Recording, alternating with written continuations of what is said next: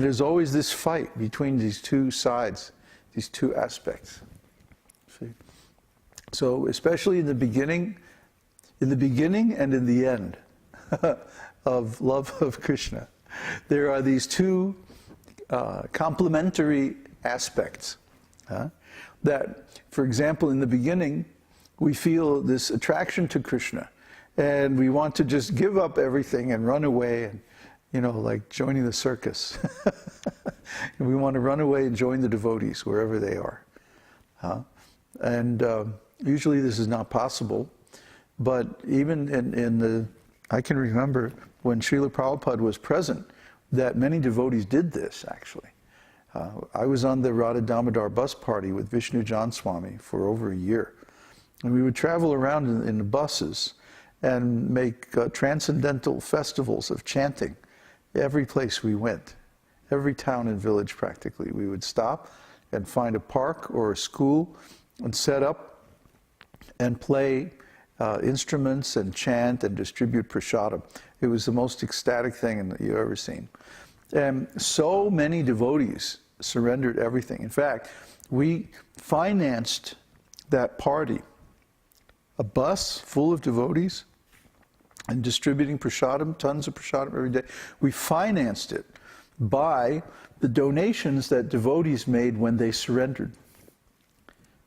Because they would say, oh, I really want to join your bus party. Okay, fine. So come on, shave up. We'll give you a dhoti. You can stay on the bus, and you just don't sell everything and donate the money. So they'd sell their car and their stereo and all their stuff, and then they would donate the money. And by that alone, from the new devotees joining, we financed that whole party. I've seen it. And we have a similar experience now, because actually devotees coming and planning to stay with us in the near future are becoming life members, and they're giving money, and we're saving that money. We're not spending it. We don't spend that money on maintenance. We're saving it for capital investments so that we will have a place for all the devotees to stay. The money that we spend on maintenance comes from regular donations, like the university fees and stuff like that. We're saving the money, the big donations that we get, for our community, for a piece of property. So anyway, there's this nectar, and then there's this other poisonous aspect, simultaneously enjoying and suffering. The devotees, the gopis are conflicted because it's like they want to run off with Krishna in the forest. But at the same time, they have some hesitation because of religious principles. So they're torn between these two things. Krishna likes this drama. Krishna is very fond of drama. He likes to create a situation where there's drama or conflict. And that conflict will then resolve at the last possible moment. We've all been through this many times in our community. So we're getting used to it. Could we turn on the fan just a little bit? And in Vrindavan, there are many dramas created by Krishna, especially around killing the demons and like that.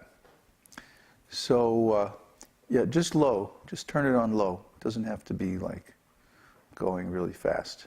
Yeah, that's okay. So then, in the Kaishora age, turn it down a little. Just slow, just to make some circulation. In the Kaishora age, beginning from the 11th year and continuing up to the end of 15th year, Krishna's arms, legs, and thighs become marked with 3 divisional lines. At that time, Krishna's chest challenged a hill of Marakata jewels. His arms challenged pillars of Indranila jewels.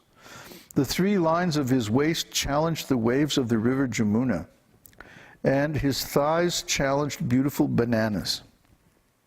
One gopi said, "With all these exquisite features of his body, Krishna is too extraordinarily beautiful, and therefore I am always thinking of him to protect me, because he is the killer of all demons. The idea expressed in this statement is that the gopis were comparing their attraction for Krishna to an attack by demons, and to counteract their attraction for the beauty of Krishna, they were also turning to Krishna, hopefully, because he's the killer of all kinds of demons.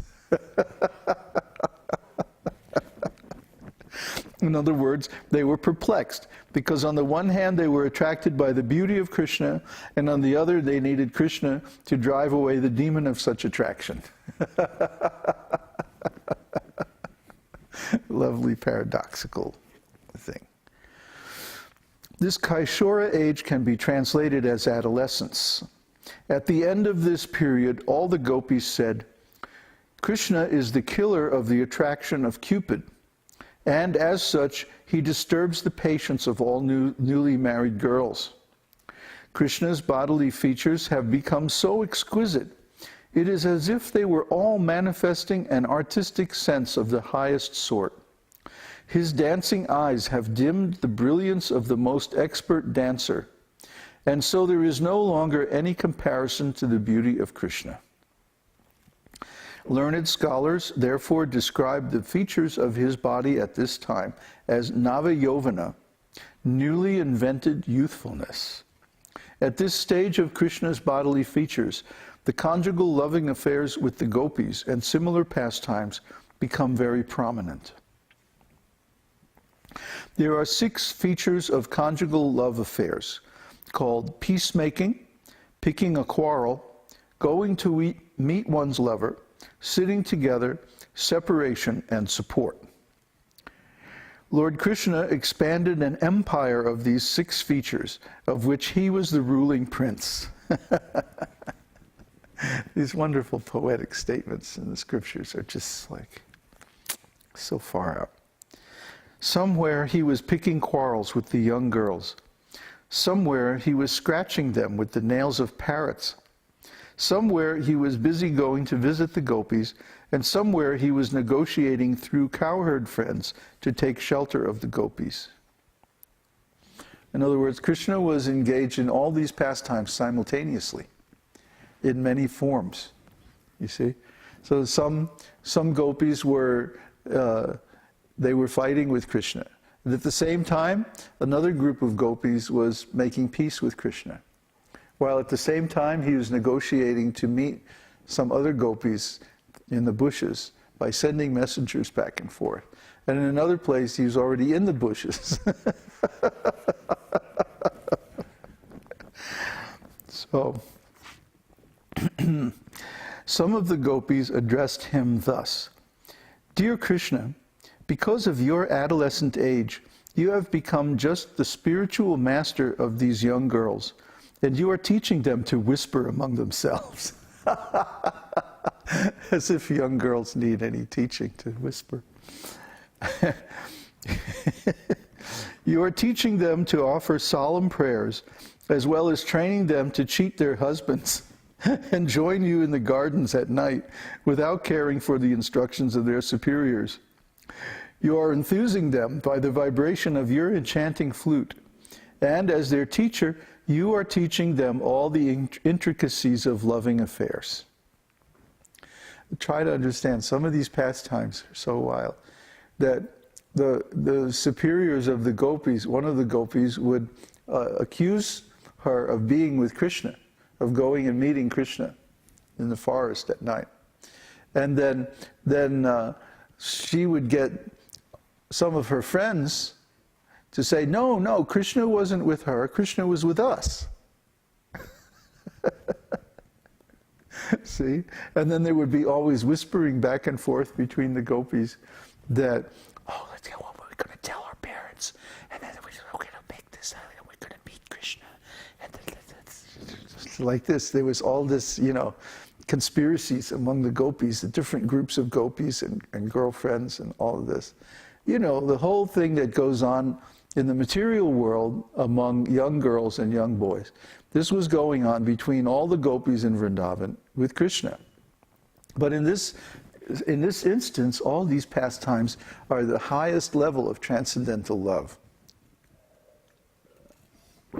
So just try to understand how Krishna captured the gopis with his beauty.